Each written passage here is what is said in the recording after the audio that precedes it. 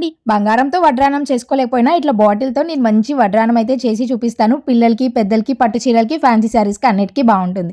ఇట్లా బాటిల్‌ని తీసుకొని మీకు నచ్చిన సైజు మీకు లావుగా కావాలంటే ఇట్లాగా ప్లాస్టిక్ డబ్బాని ఇట్లా లావుగా కట్ చేయండి. లేదంటే కొంచెం సన్నగా అయినా కట్ చేసుకోవచ్చు. నేను మీడియంగా కట్ చేశాను. చాక్‌ని వేడి చేసి చిన్న చిన్న హోల్స్ 2 పక్కల పెట్టండి. పెద్దవి అస్సలు పెట్టకండి. ఇట్లా మిగతాది మొత్తం కూడా ఇంకా డబుల్ సైడ్ ప్లాస్టర్‌ని వేసేసి అంటించేయాలి. అక్కడ హోల్స్ దగ్గర మాత్రం గ్యాప్ వదిలేసేయండి. ఇట్లా ప్లాస్టర్‌ని అంటించేసి ఆ తర్వాత మనం ఇక్కడ స్టోన్ లైన్ తీసుకుంటున్నాను. నేను ఇక్కడైతే వైట్ కలర్ స్టోన్స్‌ది తీసుకుంటున్నాను. ఫ్యాన్సీ శారీస్‌కి వైట్ కలర్ స్టోన్స్‌ది, అదే పట్టు చీరలకైతే గోల్డ్ కలర్ స్టోన్స్ దొరుకుతాయి అనమాట. వాటిని తెచ్చుకొని ఇట్లాగా అంటించుకోవచ్చు. నేనైతే 4 లైన్స్‌ని తీసుకున్నాను. మీకు వెడల్పుగా కావాలి అనుకుంటే ఇంకొక 2 లైన్స్‌ని ఎక్స్ట్రా యాడ్ చేసుకోవచ్చు. ఇంకా అంతకన్నా ఎక్కువగా మనం అంటించుకోకూడదు. చూడటానికి అంత క్లాస్‌గా ఉండదనమాట.